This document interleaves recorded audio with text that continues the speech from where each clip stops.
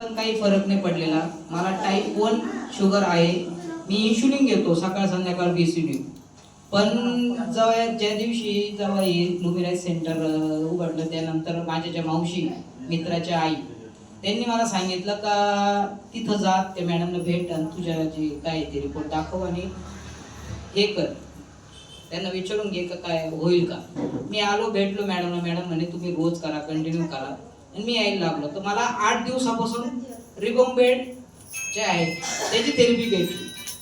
तर त्यांनी मला माझे जे पेन आहे शरीरातले छोटे मोठे ते मला म्हणजे बरं वाटायला लागलं. पण मी माझ्या जी सिस्टर आहे लहानी तिला म्हटलं मी का एक दिवस मला सेन्सोलाइट मॅटची जी थेरपी ती घ्यायची.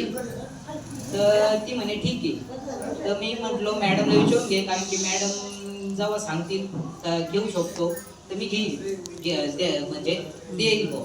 तर मी विचारलं मॅडम म्हणे तू सगळ्या प्रकारच्या थेरपी घेतल्या पाहिजे, आपल्या जे पल्स सेन्सोलाइट मॅट रेबोन्बेड याची थेरपी सगळी घेतली पाहिजे. तर मी एक दिवस जेव्हा माझी जेव्हा ती सेन्सोलाइट मॅटची मी जेव्हा थेरपी घेतली त्यावेळेस एकदाच घेतली.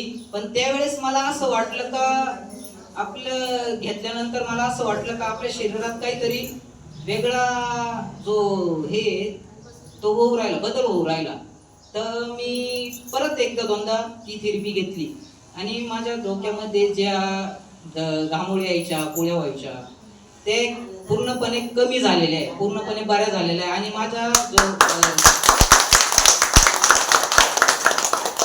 माझे जे मॅडम म्हणतात दरवेळेस का जे ब्रेन स्ट्रोकचे जे चान्सेस आहेत तर ते मला जास्त मॅडम म्हणे तुला ते जास्त होण्याची हे आहे. तर मी तेव्हा ते 2-3 वेळा घेतल्यानंतर ते माझ्या डोक्यातलं जे काही आहे ना ते पूर्णपणे बरं झालेलं आहे सेन्सोलाइट मॅट.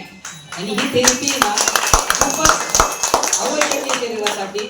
आणि हिच्यातले जे 9 घटक आहे, आपल्या शरीरात जे रक्त जे आहे त्याच्यामध्ये काहीतरी घटक असतात, त्यामुळे ते आपल्या शरीरात जे कार्य करतात ते कमी झाल्यानंतर आपल्या शरीरात दुखणं हे वाढतं.